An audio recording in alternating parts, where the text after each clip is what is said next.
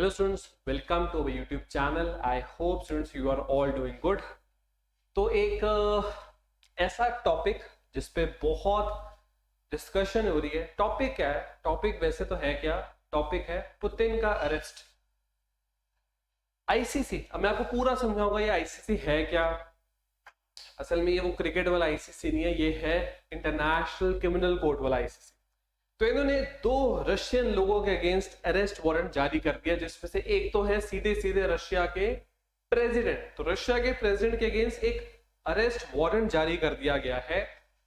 इसका दुनिया पे इंपैक्ट क्या है? रशिया ने सीधे सीधे बोल दिया कि अगर कोई पुतिन को अरेस्ट करेगा फॉरेन कंट्री में तो हम वॉर छेड़ देंगे.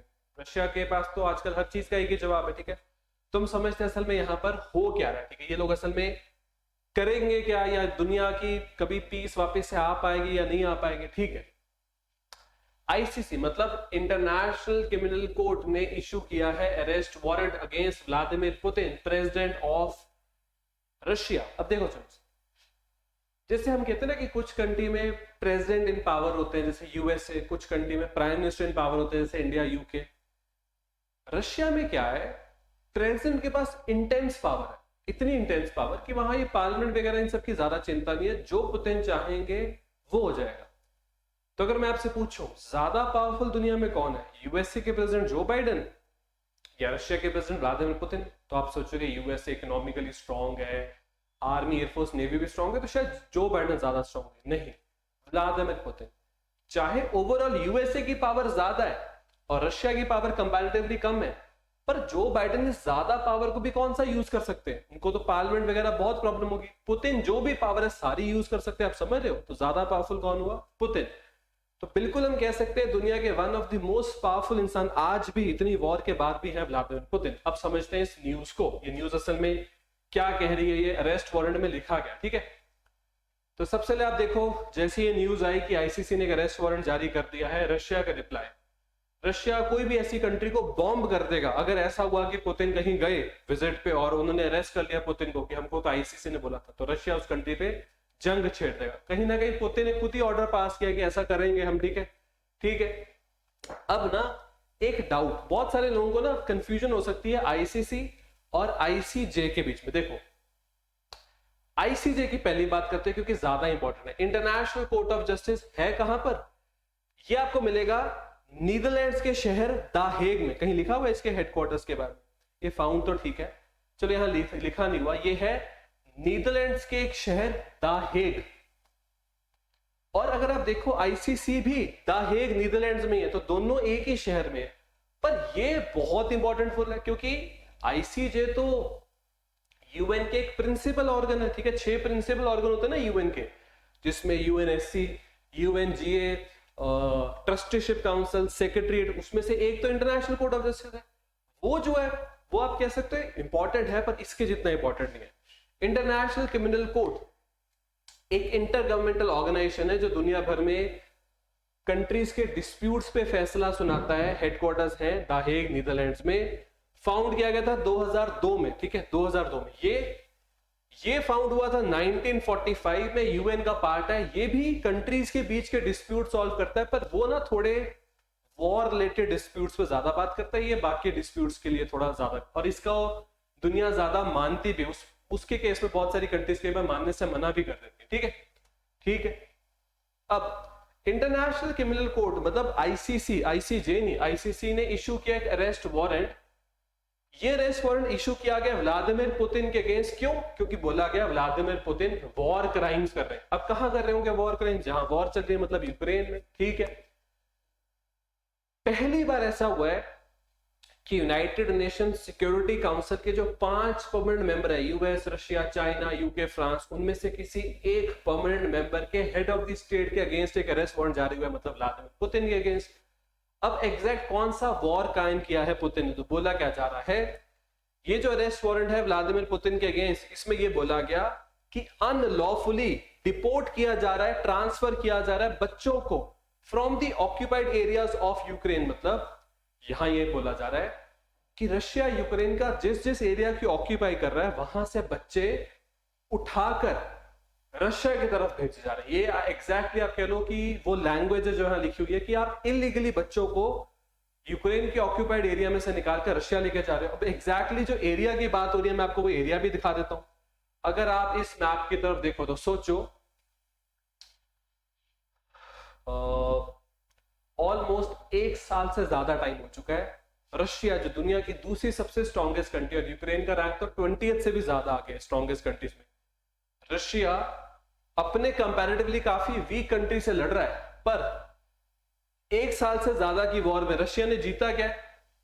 सिर्फ ये वाला एरिया, ये वाला एरिया, बस। ये जो आपको हल्का सा ब्लू सा दिख रहा है ना, ये तो वो एरियाज हैं जो रशिया ने यूक्रेन के पहले ही कब्जा लिया था। आपने सुना होगा ये क्राइमिया के लिए तो 2014 में रशिया ने वॉर कर दी थी। डोनेट्स्क वगैरह भी रशिया के पास पहले से ही था।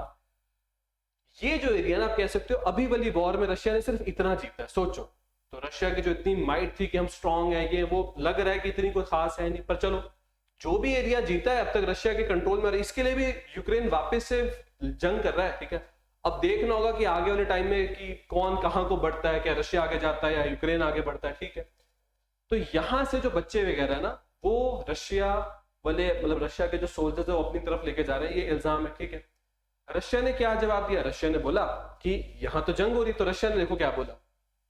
रशिया ने बोला कि ये तो सारा बिल्कुल ही वॉर हो रही है यहां पर, ये तो एक तरह से बिल्कुल फ्रंट लाइन है। अब यहां जो बच्चे हैं उनको इधर तो भेज नहीं सकते, वहां तो जंग है, यहां रख नहीं सकते, यहां तो प्रॉब्लम बहुत ज्यादा है, इसलिए हम उनको रशिया लेके जा रहे हैं एक सेफ जगह। ये रशिया का क्लेम है, पर आईसीसी कह रहा नहीं, आप गलत कर रहे हो, आप उनको उनके पेरेंट्स से अलग कर रहे हो, गलत चीज है यहाँ पर। ठीक है, तो आई होप आपको समझ लगा कि ये जो रीजन दिया गया कि क्यों पुतिन को अरेस्ट वारंट जारी किया जा रहा है, आई होप आपको ये रीजन समझ में आ चुका है। ठीक है, थोड़ा सा आईसीसी के बारे में भी जान लेते हैं। देखो, इंटरनेशनल कोर्ट ऑफ जस्टिस तो तब बना था जब से यूएन है, आईसीसी थोड़ा नया है। तो 17 जुलाई 1988 रोम स्टैट्यूट को अडॉप्ट किया गया था दुनिया की 120 कंट्रीज के द्वारा, और उन्होंने फॉर्म किया कि हाँ ऐसी एक बॉडी बनेगी। रोम स्टैट्यूट के अंदर इसको लिखा गया था।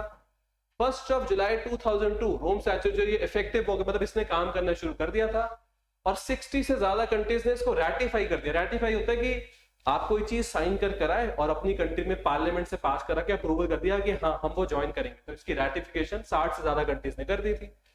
ठीक है, अब ये जो रोम स्टैट्यूट है या फिर जो आईसीसी है, ये कहां कहां काम करता है? ये जेनोसाइड के जो क्राइम्स होते हैं, जैसे वर्ल्ड वॉर 2 में नाजीज ने जेनोसाइड किया था, हॉलोकॉस्ट। ठीक है, 1971 की वॉर में पाकिस्तानी आर्मी ने बांग्लादेश में जेनोसाइड किया था, ऑपरेशन सर्च। ऐसे जेनोसाइड के ऊपर ये अपने फैसले सुनाता है। Crime against humanity, war crimes, crime of aggression, इन सब चीजों के ऊपर ये आईसीसी या जो कहे रोम स्टैट्यूट के द्वारा आईसीसी बनाया गया था, वो अपना फाइनल फैसला सुना देता है। ठीक है, एट प्रेजेंट 123 कंट्रीज है जो आपको ये रोम स्टैट्यूट का पार्ट मिलेंगी। इंडिया इसका पार्ट नहीं है, यूएसए भी नहीं है, चाइना भी नहीं। मतलब अगर पुतिन G20 का समिट अटेंड करने के लिए इंडिया आए तो इंडिया के ऊपर ये बाउंडेशन ये कि उनको अरेस्ट करना होगा। ठीक है, ये 123 कंट्रीज पार्ट है, इंडिया वगैरह नहीं है। ठीक है, तो आईसीसी को फिर फाइनली बनाया क्यों गया था कि जो सबसे खराब दुनिया में क्राइम्स है वॉर वगैरह के दौरान या वैसे चल रहे हैं, उनको रोकने के लिए बनाया गया था। ठीक है, अब देखो फर्क बताया गया। आईसीजे जो डील करता है कंट्रीज और इंटर स्टेट डिस्प्यूट के बीच में, तो आप ऐसा समझ लो आईसीजे में ना नॉर्मल डिस्प्यूट जाते हैं, पर जो खराब क्राइम्स होते हैं वो आईसीसी में चले जाते हैं। ये बेसिक फर्क अगर आपको समझाना ही हो। ठीक है, ठीक है, जो इंटरनेशनल कोर्ट ऑफ जस्टिस है उसी की तरह आईसीसी जो है वो यूनाइटेड नेशन सिस्टम का पार्ट नहीं है, आईसीजे तो यूएन सिस्टम का पार्ट है, आईसीसी नहीं है। ठीक है, आई होप ये भी आप चीज समझ पाए। तो यहां वही बताया गया कि आईसीजे तो यूएन का एक प्रिंसिपल ऑर्गन है, 6 प्रिंसिपल ऑर्गन में से एक है, आईसीसी नहीं है। आई होप ये आप डिफरेंस को यहां पर समझ पाए। ठीक है, इसके साथ स्टूडेंट्स ये जो एक न्यूज थी और इसमें अभी भी रशिया की तरफ से और रिएक्शन आना बाकी है, पुतिन की अरेस्ट को लेकर दुनिया में बहुत जगह एक शॉक की तरह न्यूज गई कि पुतिन को कौन अरेस्ट करेगा, कैसे अरेस्ट करेगा। देखो आईसीसी खुद तो नहीं जाएगा, वो तो पॉसिबल नहीं है, पर आई होप आप ये न्यूज को समझ पाए, इसकी इंपॉर्टेंट डिटेल समझ पाए। आप आईसीसी समझ गए, आईसीजे समझ गए, रशिया का रिएक्शन समझ गए, आप ये भी समझ गए कि पुतिन अगर G20 के लिए आएंगे इंडिया में तो क्या होगा। ठीक है, तो इसके साथ सुन जितना कुछ मुझे इस वीडियो में बताना था मैंने बता दिया। आई होप ये वीडियो आपके लिए यूजफुल थी, आपने कुछ नया जाना। अगर आपको अच्छी लगी, आप स्टूडेंट्स हमारे चैनल को सब्सक्राइब कर सकते हो, इस वीडियो को लाइक कर सकते हो, इसको शेयर कर सकते हो। हम मिलेंगे स्टूडेंट्स अपनी ऐसे ही और वीडियोस के अंदर, तब तक thank you and have a very successful day. Thank you students, thank you.